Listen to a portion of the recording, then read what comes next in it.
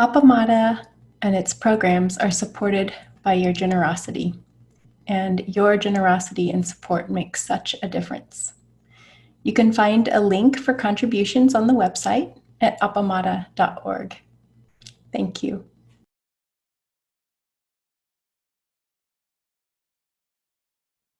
Vast is the road of liberation, a formless field of benefaction. Wearing the universal teaching, I realize the one true nature, thus harmonizing all being. Vast is the road of liberation, a formless field of benefaction. Wearing the universal teaching, I realize the one true nature, thus harmonizing all being. Vast is the road of liberation, a formless field of benefaction. Wearing the universal teaching, I realize the one true nature, thus harmonizing all being.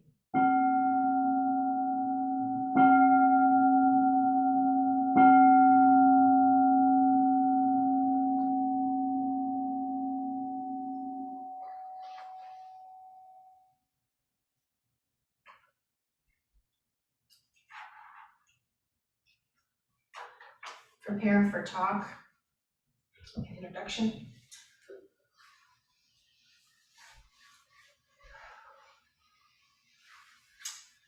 So, good evening, everyone. It's wonderful to see you. I just want you to know there are 3 cameras in here.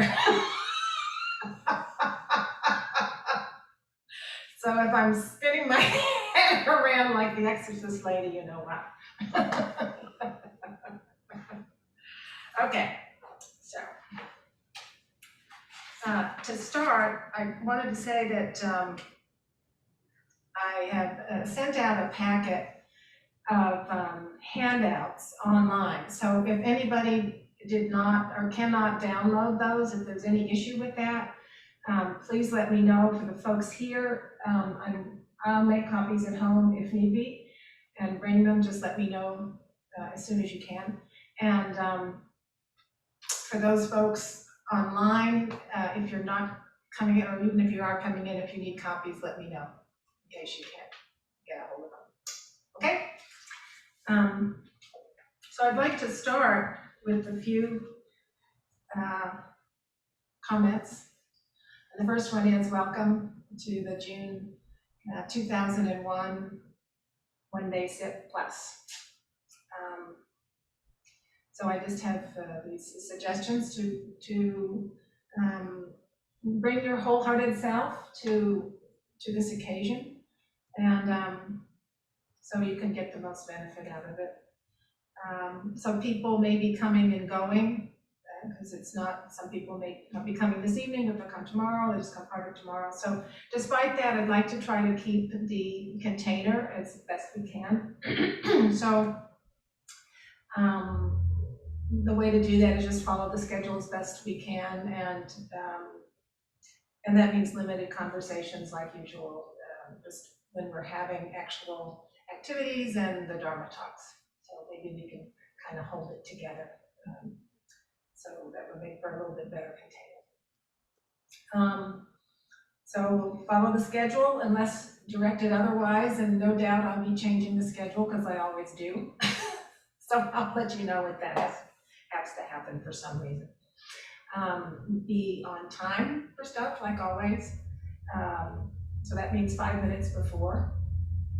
Be in your seat or before the computer. And bathroom breaks, as always, we suggest that you take them either during the breaks or lunch, and during Kinhan, and then tea tomorrow. For tonight, and for this weekend, the topic that I have chosen is, how do we apply our spiritual practice to bear or to contend with the dire condition of our planet? So I'm warning that the first few minutes of this talk are about the bad news, but then we go on to the good news afterwards. So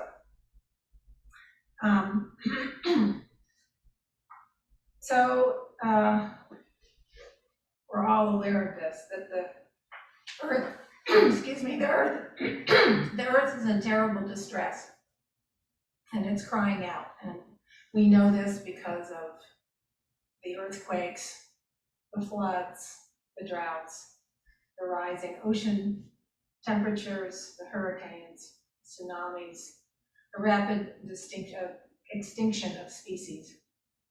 And these are all signs of the Earth's imbalance. And we're aware that they are indications of a tipping point, a tipping point where there's irreversible change and unforeseeable consequences. And so these signs are actually what Thich Nhat Hanh calls the bells of mindfulness, because they're reminding us, as always, to wake up, pay attention, and listen. So the background, a little bit of background about this, why I chose this topic. When I was out in California a couple of weeks ago, I happened to find a book in a bookstore there, and it's called Spiritual Ecology, The Cry of the Earth. And in this particular book, it's an anthology of essays by many people, by 21 people. And these people range from Buddhists, a few Buddhist teachers. There are the Pope Francis is included. He's got a talk in there. Richard Rohr is in there. The indigenous voices have several indigenous leaders or elders, shamans, and different guides of all sorts. So there's quite a number of different kinds of things that are being said in this book. But by and large, what it's talking about is, the subject matter is, the situation of our Earth is dire, and it's time to start applying spiritual practice to respond to it. And the reason why this is the case is what we mean by spiritual practice. We're talking about, of course, the spirit, but we're talking about how to have a relationship with the earth. That's a big thing, and a positive relationship, one where we can say, well, we want to heal the earth. It's no longer just a situation of simply throwing technology at it. It's about individuals, large groups of people, coming to realize that the natural world, that our earth, is something that we can extend ourselves, instead of being a separate self, like we always talk about, that we extend ourselves and include the earth in our sense of being part of ourselves, and we're part of the earth, and the earth is part of us. So with that change, the relationship, our relationship to the earth changes. This makes sense, it just goes with that. So that's what all of these people are suggesting in different ways. They have a little bit different framework, but it's basically that. So some folks say that our planet is a living being. We've heard that in the Gaia talks. In the Gaia talks, that's the whole sense of the earth, is that it's a living being. Or in other people's minds, it's a spiritual entity. In others, it's a gift from God. But basically, the way that we deal with it doesn't differ, despite these different categorizations of it. So for all these writers, the earth is perceived as a part of us, as I said, and it needs to be valued and protected rather than a separate object from us to be exploited and destroyed.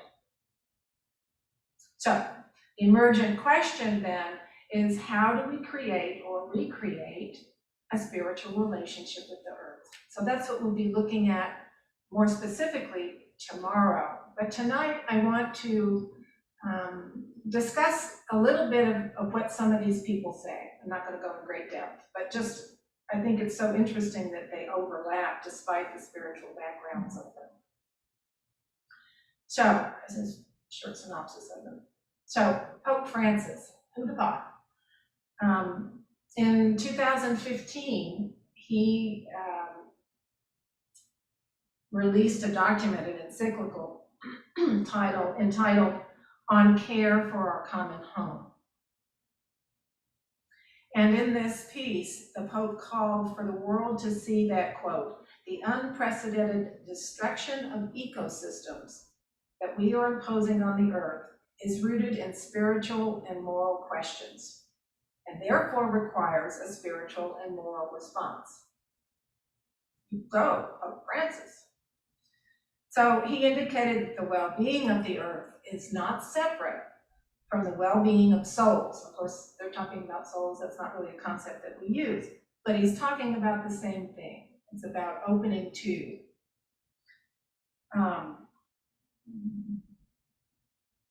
He also said that rather than the earth being a problem, this issue being a problem, the earth is a problem to be solved, the world is a joyful mystery to be contemplated with gladness and praise. Lovely.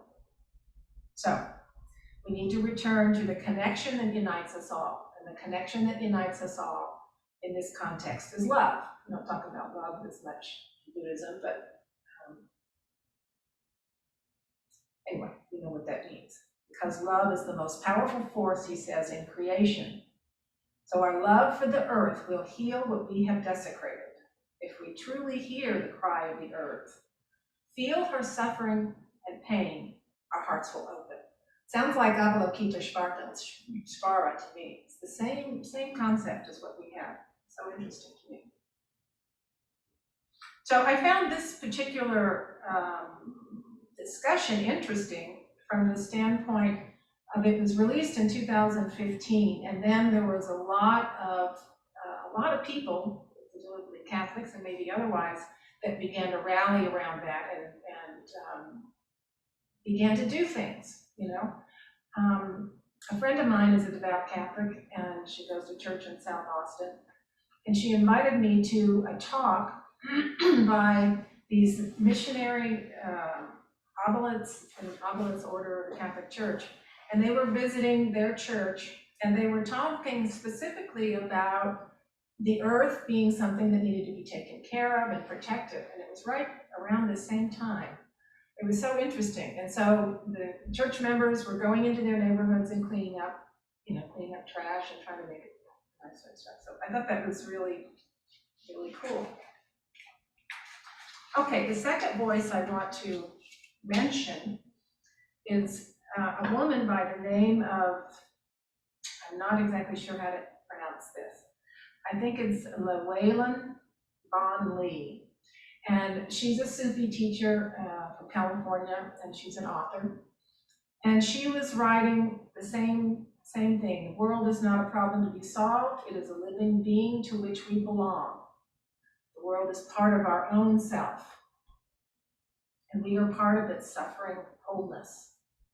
Until we go to the root of our image of separateness, there can be no healing. There it is again, this idea of our egoic self. We've got to get beyond that. And the deepest part of our separateness from creation lies in our forgetfulness of its sacred nature, which is also our nature. So here we're seeing the sacred coming in of the earth. Another voice. This is from an activist, indigenous activist, she's a voice for indigenous consciousness, and has devoted her life to protecting lands and the lifeways of Native peoples, Native communities. And her piece is called In the Time of the Sacred Places. And she talks about the importance of sacred sites for these people and how place belongs to a deeper understanding of spiritual ecology for them. So she stresses the choices we need to make at this time. And there's one story that she mentions that I'm going to not tell all the ins and outs of it, but basically she was telling an indigenous story about a group of indigenous people that lived in Washington State, I believe. Where's the Hoover Dam? It's right on the, is that on the border? Right on the border. Yeah.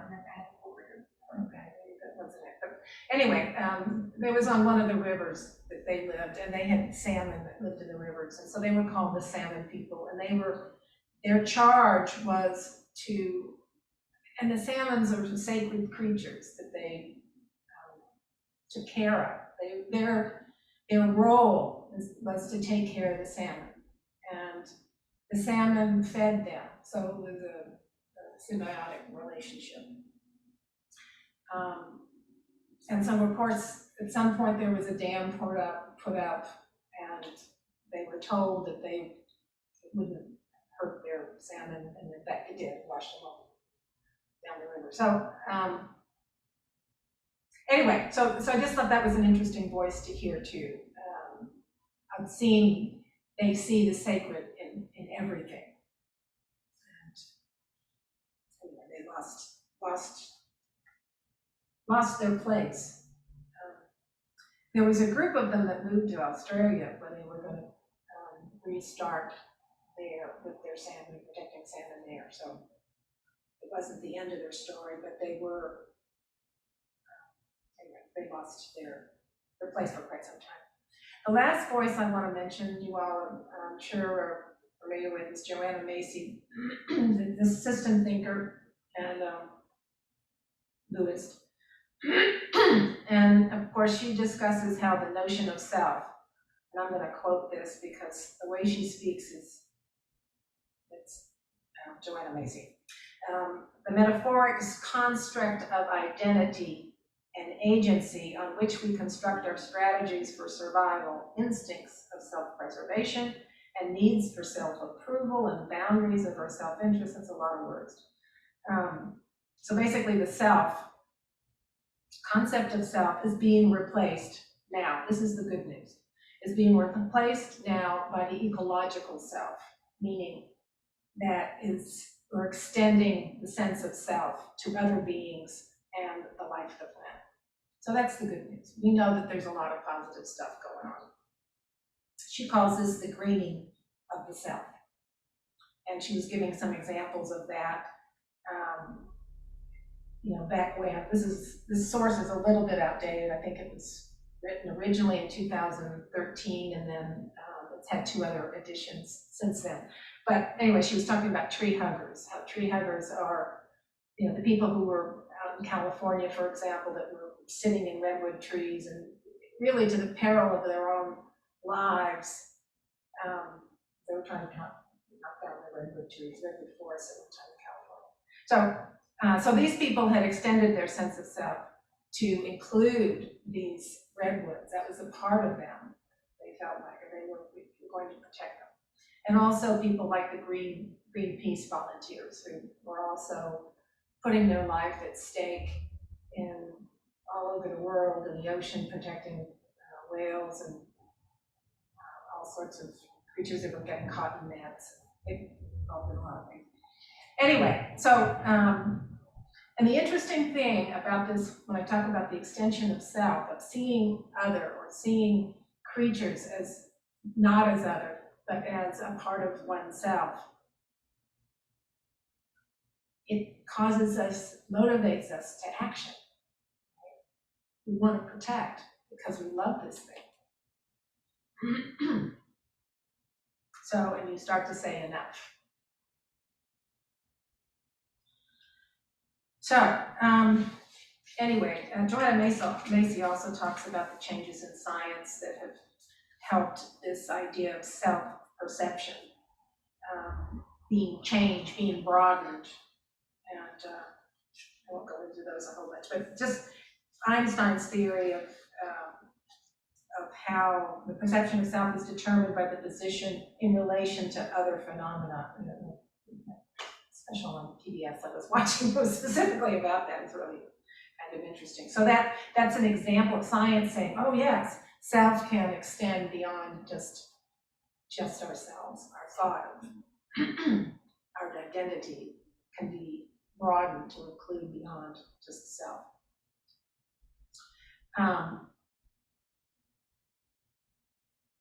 There's another quote here about the Buddha that Joanna Macy makes.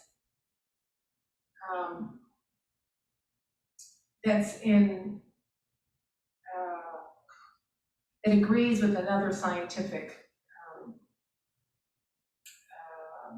breakthrough, I suppose. In the system science, for example, Joanna Macy's writings and other people, they challenge this old assumption about a separate continuous self by showing that there is no logical or scientific basis for constructing one part of the experienced world as me and the rest as other. So, and then she says, what the Buddha woke up to under the Bodhi tree was codependent arising of all phenomena in which you cannot isolate a separate continuous self. Because in that, you've been listening to Peg for the last several weeks, or have you read that previously? That's what that's all about. There's so many causes causing something, you can't pinpoint one person or one thing. It's unidentifiable itself. So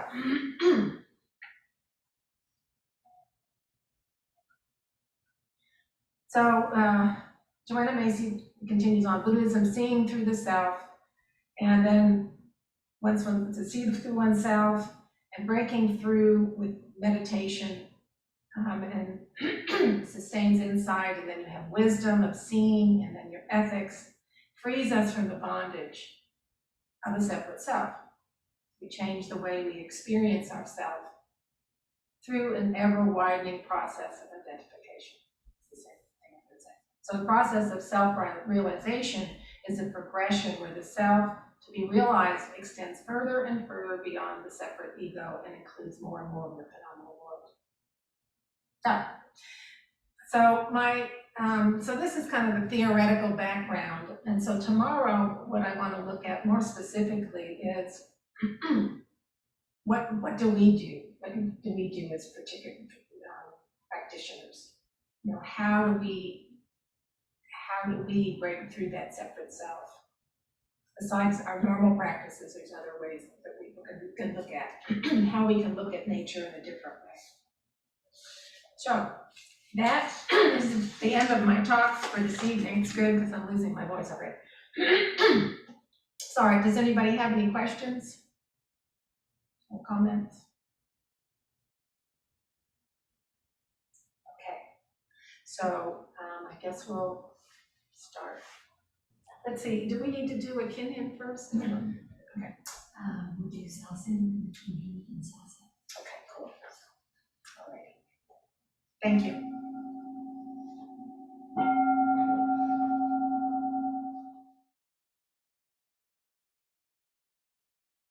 Bodhisattva way, and you guys can join me. When I, a student of the way, look at the real form of the universe, is the never-failing manifestation of the mysterious truth of the awakened life. In any event, in any moment, and in any place, none can be other than the marvelous revelation of its glorious light.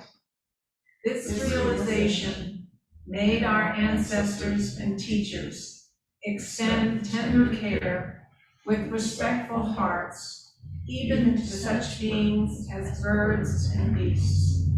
This realization teaches us that our daily food, drink, clothes, and protections of life are the warm flesh and blood, the merciful incarnation of the awakened one. Who can be ungrateful or not respectful, even to senseless things, not to speak of humans? Even though we may be fools, be warm and compassionate toward them. If by any chance they should turn against us, become sworn enemies, and persecute us, we should sincerely bow down with humble language in the reverent understanding that they are the merciful messengers of the Awakened One, who use devices to emancipate us from blind tendencies produced and accumulated upon ourselves by our own egoistic delusion and attachment through the countless cycles of space and time. Then, on each moment's flash of our thought, there will grow a lotus flower, and on each lotus flower will be revealed perfection, unceasingly manifest as our life, just as it is, right here and right now. May we extend this mind to all beings, so that we and the world together may attain maturity in the wisdom of the awakened life.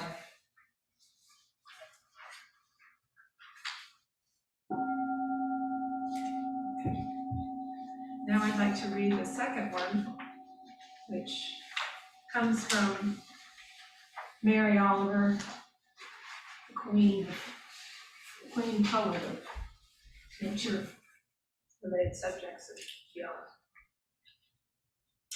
Mindful.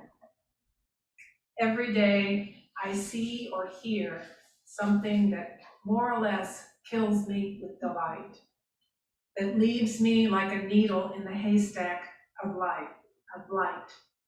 It is what I was born for, to look, to listen, to lose myself inside this soft world, to instruct myself over and over in joy and acclamation.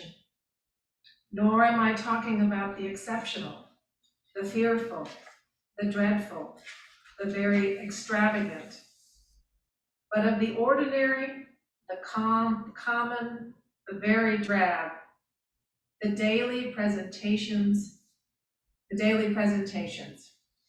Oh, good scholar, I say to myself, how can you help but grow wise with such teachings as these? The intrimmable light of the world, the ocean's shine, the prayers that are made out of grass.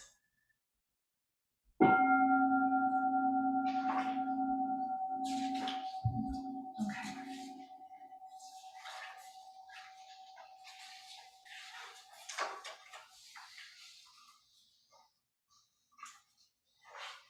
So with that, I'll start my talk. So good morning. Good morning. Welcome back to those who are returning, and welcome to those. This is their first day. So I'd like to do a short recap of what we talked about yesterday, just so people know what we're talking about. So last night I talked about the dire condition of the earth, which we can no longer ignore. And that this condition is largely due to the way that we view the world, the earth, as something separate from ourselves, something we can exploit for our own benefit without taking care of it. So this has led to its decline and imbalance. So the evidence of the imbalance is all around us. It's the extreme weather conditions, the earthquakes, tsunamis, drought, fire, rising temperatures, flooding, and species depletion. So there is a tipping point to this that will lead to irreversible change, and hopefully humans, all of us, can be a part of waking up and changing things before we come to that point. So I talked yesterday also about, I read some excerpts from a text that I have been reading. It's called Spiritual Ecology, The Cry of the Earth. And most of the voices in this, they're people who are religious people, the Pope and Richard Rohr and Joanna Macy, and then indigenous people, spirit guides, and all sorts of, a lot of indigenous elders as well. So, and all the authors in this book in one way or another call for a healing of the planet. And the way that they recommend that we do that is through spiritual means. So it starts with seeing the natural world through the eyes of love and care as an extension of ourselves, rather than seeing it as other or out there someplace. So if we make that change, it will enable us to create or recreate a spiritual relationship with the earth that in turn can motivate us into action and perhaps ultimately bring the earth back into a healthy balance. So the question is, how do we do this, particularly in terms of as Buddhist practitioners? How do we bring our practice to bear? How does the natural world become sacred to us? Is it already? So we do it pretty much the same way we do our practice period, right? Through meditation. So through meditation, we develop a sense of the sacred. So in coming here, this place, what's special about this place really? The house in East Austin. But through our coming here, meeting here, through our meditation, through our practice, this has become a sacred space to us, right? And so, and our practice is also, how do we extend this care, this appamada, if you will, right? Energetic care, mindful energetic care, and love further out, besides just right here in our own little world, and then, how do we bring it to ultimately to the earth, everything in it. So we start here and cultivate this reverence for the Zendo, and then for the objects that we have, that we create meaning. And it's the same thing with the world. We stretch ourselves in the same way there. So we also practice here to loosen our grip on our habitual ways of looking at things and thinking about things through practice. And we strive to carry that out into the world in our relationship with ourselves and with others. Again, the next step, the world. So we do it by connecting with the natural world. Pretty easy, right? Connect with it. And we connect through embodiment, through our senses. Right? And so we start paying attention when we're in the natural world. Just go outside and start paying attention and becoming curious, and try to stay open to new possibilities. It's the same practice, right? So we go out and we just look. We just stop and look. What is there before us? It's this great world. And we can focus on a particular thing, like a tree or a flower or the sky. The sky is really complex, but there's all these things that we can look at and just take a moment and really study and become curious. And why is it doing the thing it's doing? And look at all the colors. Wow, this is really incredible. And this is completely different than the way it was yesterday. So you can go just think about it. And as we do this, we become present in our bodies, right? So the discursive mind kind of takes a break, which is always good for us. It leaves our preoccupations behind. And we discover many times this wonder, wow, all this stuff is going on out here. And everything is interacting with each other. This is the stuff I love. I don't know if you can tell, but I do it, and then I spend a lot of time as much as I can. So, and as we do this, as we practice this, we change our relationship to the world, and we can have, it's a new way of being with it. And then thus we've begun the process of healing. It's really simple. It starts there, just in our paying attention. Anytime you pay attention to anything or person or objects that are living,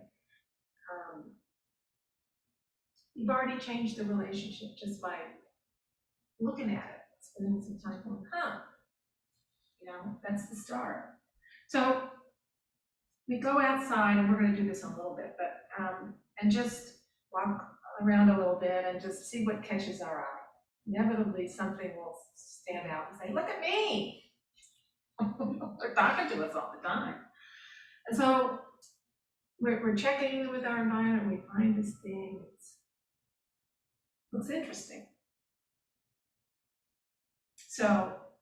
So we look at it, or it may be a sound. It may be something's going on there, something in the grass. I hear it. And so then you apply your sight. You don't have to start with vision, but we often do, because we're more visual. And then you can just investigate it. You can, if it's a tree, wow, look at this tree. It's so solid, and it's here on Earth for so many hundreds of years. A lot of them, not all of them, of course. And then you can feel it. You can touch it. How does it feel? You just become kind of intimate with it, right? And then you can feel an energy of trees, right? There's a kind of just this steadiness. Juicery energy. So if it's and this is the kind of stuff that kids do. Kids do this naturally, and we all probably have done it. But a lot of times we forget about that. We don't do it anymore. So I encourage everyone to do it all the time, as much as they can, because there's a payback. I'm telling you, we'll get to it. So we keep looking, and if you decide on a live thing, it's a little bit more challenging because they're probably going to move around. But that's kind of fun, because then you can kind of anticipate, well, what's it doing and why is it doing that? Because there's a lot of weird stuff going on out there. I was watching the strangest thing. It was a common bird. What's the most common? A mockingbird. It was out in the mockingbird. It was in a yard. And it was walking around, maybe you guys have seen this, and all of a sudden it was doing this thing with its wings like this. It's like, what is that? And then he'd walk a little bit further like this. And I don't know if it was some sort of mating thing, or I still don't know what it was. I haven't looked it up yet, but it was very, very interesting. It was very entertaining to watch it. So, and squirrels are great. I have a great passion for squirrels in a way. I dislike the fact that they eat all the fruit and tomatoes, all the apricots and peaches and anything else they could. But if you're just walking down the street and you see them in a tree, I find them great and amusing, because they're so playful, right? And you come up on them, and then they'll freeze, or they'll scurry, or they'll go behind the tree. And if you go to the other side of the tree, they're watching you, and then they scoot around to the other side. And if you follow them around, it becomes kind of a game. Play with the squirrels. They're just comical. And then when you see them play amongst each other, they go running and make this wild jump to get on a tree for no particular reason. They're running. Doesn't seem like they're running from anything, but they're great. And then they did the kamikaze thing about making races with cars, which doesn't always work out real well.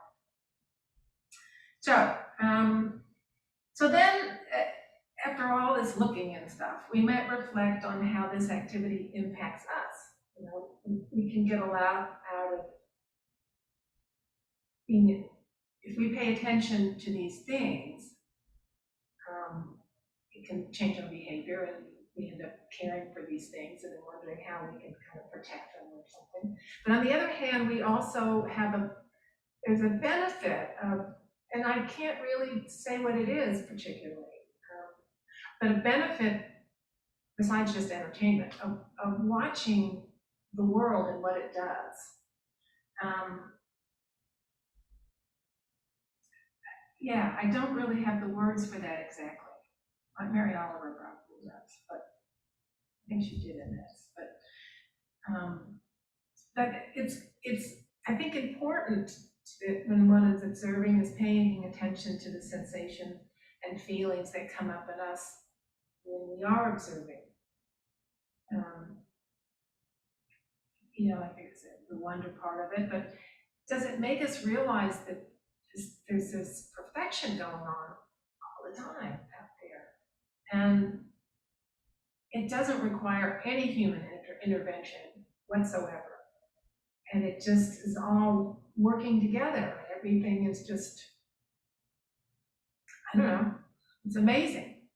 I think about the sun, it rises every day, and it can make us literally stop in our tracks when it's, the rim it first comes over the horizon and the light comes shining out, and then there's these rays of light. I mean, it's just really impressive. And then the colors that are around it, if there are clouds, it's purples and pinks and oranges. And the same thing when it drops down, it's a different color, it's a different feel to it. But they're just amazing things to watch, as is the moon. The other day I was really caught up with the full moon coming up over the horizon, and it's just fantastic. So, and something as simple as a breeze, that blows across your cheek, that feels like a tender caress, it's like the earth going by. Or even this, you see these, if you're out early in the morning, the dewdrops on the leaves. Just, I don't know, it's just amazing. And then you think about that kind of stuff and how fleeting it actually is. It's kind of poignant. You realize how precious it all is. So we can watch the seasons as they change. And specifically, we're coming into winter or coming into summer, either direction, or it's usually spring and fall. But the incredible impact. So we have this major season, and all of a sudden there's a button push somewhere, and all the animals and all the plants are make this monumentous change. I think in terms of if you've ever witnessed a migration of the birds, it's the most incredible thing to see, because in usually late March, April, the birds come, and they're coming from South America, Central America, Mexico, and they've flown across the whole Gulf. And there's just hundreds of thousands, millions of them coming in, and they're coming into different areas, but there's certain areas that are their prime spot to go for habitat. And it's astonishing, you think there's one little switch of the globe that has just moved to the right position, and it triggers all this happening. It's just mind-boggling. And then, of course, the other direction. Then you think of the hummingbirds, those tiny little birds, and they make the same trip. It's a long trip. You eat like crazy for weeks and weeks to build up enough body weight to be able to make it there. And the same thing on the way back. And then you got the butterflies make the same trip down to Mexico. Oh my God. I don't know. It just blows me away. So anything, well, so many things to look at, and so many things to be astonished by. So many things to be awe-inspiring. So many things that bring, again, this sense of wonder. What all is going on out there? So I have to talk about Rachel Carson and this book. Best book ever if you're interested in wonder. This lady was writing in the 1950s. I think she died in the late 50s. And she was a scientist. I can't remember all the details of her life, but she was basically a scientist, and she was very interested in nature and wonder that she was also doing research on pesticides. And she learned about the overuse. It became very clear how pesticides were so overused in the United States. I mean, for everything was filling our houses full of chemicals to kill off bugs. And, there were chemicals in everything. And so she ended up writing this book, letting the world know exactly what was going on. And it had a major impact on what chemicals are allowed in the house and what aren't. So she's an incredible lady. But she wrote this book, The Sense of Wonder, and it's a book about how to teach wonder to children, which is really great. And she talks about the importance of children learning about wonder and being awed by the natural world, because that kind of stuff will stay with you for the rest of your life. And it has the impact of, besides all the beauty of it, you always have a way to be, you have a certain contentment or a way to, no matter what's going on in your life, no matter what your vexations are, you have something to always appreciate. So it's a real source of resilience and so forth. So let's see. Let's go talk a little bit more about something she said. Well, I want to talk to you about something she did. So like I say, this lady is really big into nature, and so she took her grandson as an infant, and she had a cabin up in Maine, on the coast of Maine, and she took this infant. It was this one night, there's a northwester coming in or something. Anyway, a huge storm coming off the water. And it was thunder, and the ocean was all roiled up. And she took the child out and was holding him and talking to him, saying, holding him right there, right, saying, listen to the earth, listen to the sea, it's talking to us, it's very excited. And, she made it like this wonderful thing, not something to be frightened of. So that's where she started with this kid, and then from then on, she was taking him out in the summers and taking care of him, and she would walk with him and cultivate his interest. Let him, without just telling him what everything was, she'd bring him along and let him ask the questions, and then she would say, "Oh yes." So it was just wonderful, and what a wonderful thing to instill in children, and going early.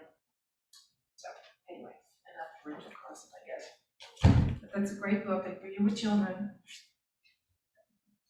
check it out.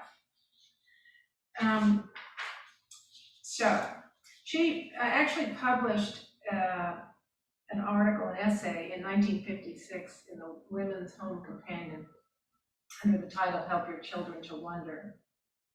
And so she reminds us that children are intuitively apprehend the truth that most adults have forgotten, that we all are part of the natural world. So anyway, she encourages the adult to show the emotional aspect of seeing stuff and caring about the earth. Okay, so I want to talk a little bit. I'd like to have you all get to talk about some of your experiences. I guess we'll do that later on. Let's do some writing, and I want to hear about some of your experiences with this stuff. And I'll have a question about that. But I'll just tell you how I had this love of nature. It's created in me. I was very fortunate to have grown up in a very small town in Massachusetts, hours west, I guess, of Boston. And we lived on this street that was a cul-de-sac, and there was a hill. And so there was a creek, or they would never call it a creek, it's a Texas thing. They call it a brook. Anyway, was a brook that meandered through the bottom of this, the far side of the street, the people that lived on the end, right behind their house. And so there was a swamp at one end, which was so cool because up would come irises, wild irises in the spring. And then in the winter, we would ice skate there, it would freeze over and we would ice skate. And then the brook went under a bridge and we went down there to play, and then there was a pond that actually belonged to a particular family, but my brothers, I had 4 older brothers who were always down at the pond doing their deviltry, catching snakes and frogs and so forth.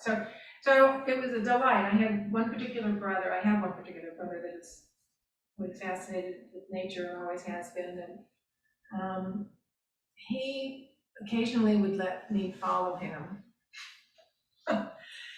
And we'd be walking in the woods, and he'd say, I would be, I'm sure, rattling on about something, and he'd say, shh, listen. And there'd be something moving around, he'd say, look over there. So he got me doing that. I still do that to this day. Shh, listen. So he's the one that got me really started with that. And so to this day, as I say, nature is of interest to me, and the experiences in the natural world are important. It's how I've developed a love for nature, and has motivated me to some minor action, such as it is. So here in Austin, many years after that, growing up in that street, when I was going to retire from the state, I did a lot of stuff outdoors for many, many years, but after I was going to retire, I was looking for something to be involved in, and I took this course that the city offers, which is Master Naturalist, and where you learn all the natural sciences. They don't have classes every Saturday. It's about almost a year long. And then you have field trips as well. And then that makes you a prime candidate as a volunteer for the city of Austin. So City of Austin, very smart, setting up this program. But anyway, it's all free, but you've got to do so many hours per year. But so my way of looking at it is that I was getting very upset about losing all the green space in Austin. Now, Austin has a lot of parkland, but still, it seems like on every street corner, it's getting worse, that there are more and more houses and apartment complexes, which we need housing, but I hate seeing the loss of habitat for other creatures. So anyway, with Master Naturalist, I could volunteer for preserves and actually feel like I was doing something to impact this place, Austin, better in some ways. And then Stephanie will remember this. We did remember the litter walk we did for the group that was walking with Peg? We did litter cleanup all along the route. And so I took that home and did that in my neighborhood. And then I became the crazy lady who put a spare trash can out at the bottom of our street where everybody was chunking stuff. It's just hacking me off. I put a trash can out there, wrote a little note on there, use this. It's not official, but don't stuff your stuff in it. So that's what happens, you start, your love for nature starts to say, okay, I want to protect things. And so you start doing stuff within your sphere of influence. So much of this stuff about global warming seems so big, and you just want to pull the covers over your head, but there's so much that we can do on a limited basis in our own sphere of influence. So it's important to keep that in mind and not get overwhelmed. So it is easy to develop a sense of the natural world being sacred and converting that into action. It's just a matter of paying attention and looking for opportunities. So now it seems like what I've been doing, I've fallen into doing these little reflections and talking about the stuff I see, and it's kind of fun to do that. But hopefully sometimes it inspires someone to appreciate this wonderful and beautiful world we have. So, thank you. Any particular questions or?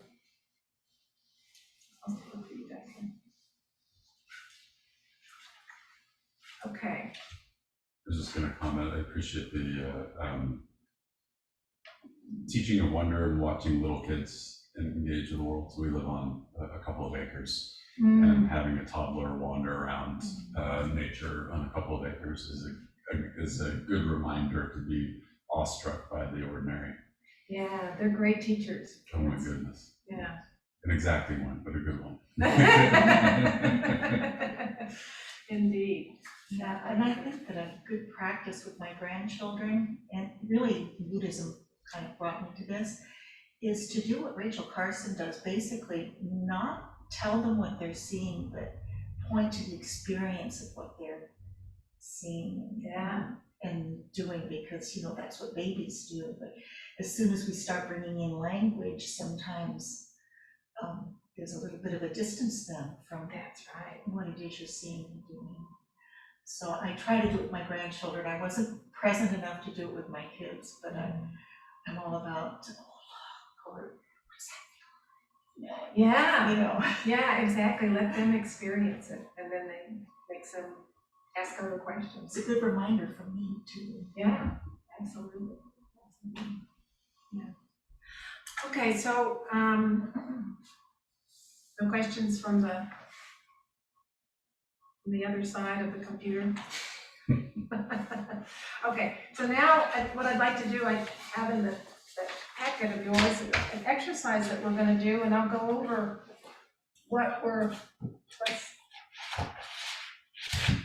what's entailed.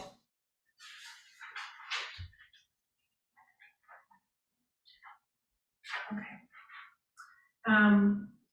And let's see. So we've got the instructions, but I'll go over it just in case there's any questions. So what we're going to do is go outside. It's a little bit warm, but the sun's not out at the present moment. So go outside and just find something that you naturally are interested in, something that draws you in. You know, it can be anything. It could be just whatever, a piece of wood or a rock, or I'm saying the sky is going to be hard, so don't think something real complicated. Think something fairly simple. Otherwise, it'll be harder for you to write. So, and then, so what you're going to do is sketch the thing, and and I'll get out pens and pencils. I mean, pens and get it away. We're going to sketch it and just draw what you see. This is not an art project. It doesn't, it's not about making this perfect picture that everybody has to understand, you know, what it is and all that. It's for you just to show what you saw. And just, you know, take your time with it a little bit, just so you see some details and so forth. The details that most interest you in particular. And then on this thing, you write the date and time and the location of the exercise. Should you want to ever do this again, you could keep like a little diary of it. It's kind of fun to do that. Anyway, then write a description of the object, including the details. So you've drawn it, and then you describe it in words and what it is doing, if anything. And then the next thing you're going to write about is what you understand about it and how you feel towards it. And then the last thing you write is this: I will remember this, I will keep looking. So that's part of the exercise. Does that seem clear? Pretty straightforward? Okay. So, monitors. I'm thinking, let's see, we're 40 after. This is where the schedule gets over. Let's see now, 10. That's 10. This doesn't help me. You'll have to tell me. What are we supposed to do next when? It says 10:45 is tea, and then. Oh, we're not doing that. We're doing that in the afternoon. Okay, and then so there's zazen at 11:15. 11:15. So that'll be more than enough time. Well, okay, that's all right. We'll come back. So let's do, I'm going to say 20 minutes and 40. That'll be 11:10. So let's come back at 11:10. And then we'll do the zazen there. Okay? That sound good, everybody? Okay. See you then. Okay, we're back. So, so how was that for folks? Lovely. Lovely? Yeah. I was just really surprised at how much I kept seeing after I thought I had seen it, as long as I kept engaging with it. Yeah. Instead of, creating a snapshot and then thinking that I knew what I saw. It was interesting. Great, that's nice. That's really nice. Did you have any? It was writing about it that was interesting. I just started to, responding to what I understand about this. I had some ideas that weren't readily apparent. They just sort of spilled out. And I don't think if I had not spent the time in that proximity and drawing and sort of sitting with it, I don't think those understandings would have spilled out. Nice, I'm glad to hear that. So how about you guys? The voices from over there. Keep on wanting to look at the big screen. Yeah, so what was your experience? Anybody there?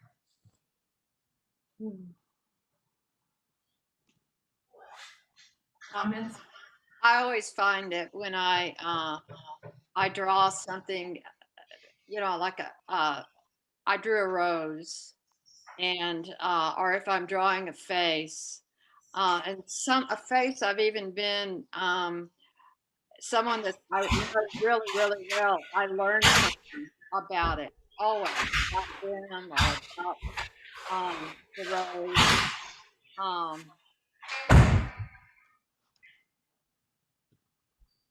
And I also am free to notice my thoughts a little bit more.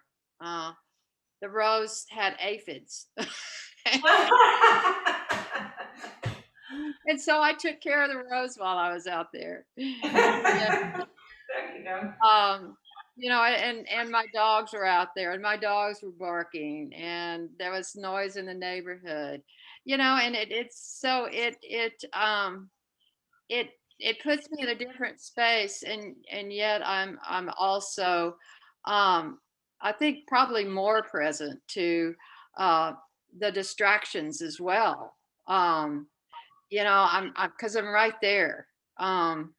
And I always find this a lovely exercise. It always puts me in a different space when I do something like this. So I appreciated it. Thank you. Yeah, thank you, Sarah. Anybody else? Yeah, I loved I was drawing a leaf, and it was kind of a begonia leaf.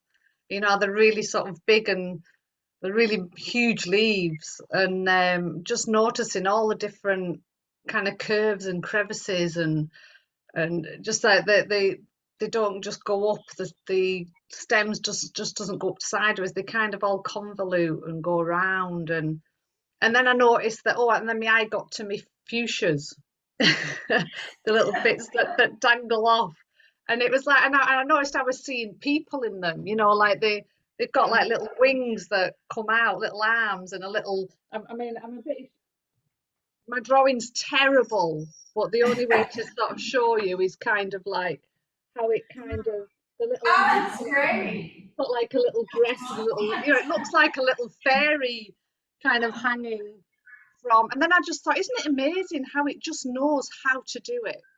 It just becomes that. And if it doesn't have enough soil or the right conditions, it'll become itself to its limit within its conditions. Yeah. And how they just thrive no matter what, and no matter what condition, they just become. And yeah, and it's just taking me all to that kind of thinking. So it was really lovely just to sit in my garden, as I call it, and just really look at all the different plants and shapes and stems and how they all get watered. The leaves have all got them things through them so they can get all the nourishment right to the tips. It's really thought through, and yet it isn't. It's so highly engineered, you know. I just think about all the thinking we go through for ourselves, you know, and these just get on with it, you know, they just have it sorted. Yeah, and with the drinks. Thank you. Yeah, thank you so much, Mary. For me, I sat outside and I got distracted by the breeze. I'm, as much as I love nature, and I do, I really love the wind, especially when it is, well, all different kinds. But I'm very aware of the way it blows through the trees and makes the trees dance back and forth and back and forth, and listening to the way it moves through my wind chimes, just like it does there at Apamata. But I was actually drawing and trying to focus on coleus. I have several pots of coleus, different kinds of coleus in my yard, and I love them because they're so colorful. That lime green, just with almost a red, just amazes me. How beautiful it is all through the summer, even when it gets really hot. They just add so much color and vibrancy to my life. And for me, that's kind of what nature does as a whole. Yeah, thank you very much. What were you going to say? Well, as I was listening to Maria, I have almost personified this tree. And I don't know if that's a compliment to the tree or an insult. But those of you who have been here at Apamata in Austin know the tree I'm talking about. It's stunning. It takes my breath away. I have the good fortune, the blessing of living back there, and I spend a lot of time on that back deck, and that tree has become my strong, wise old grandmother. Just, not showy, but stunning. Not, solid, and yet like a dancer, because its branches just weave this way and that and curve, and it's just sort of its own internal intelligence and heart that has made it grow that way. And I even started out by saying, I don't know your name. I don't know what we call you, but does it matter to you? Yeah, beautiful. That's nice. I think there's 3 of us anyway that were looking at the tree, right? No. I think I was drawing Nelda's tree. Our tree. Life's tree. What I was struck by at the very end, that it was just as much air, earth, sun, color, sound, all of this thing that we call tree, but it was everything in this. And yeah.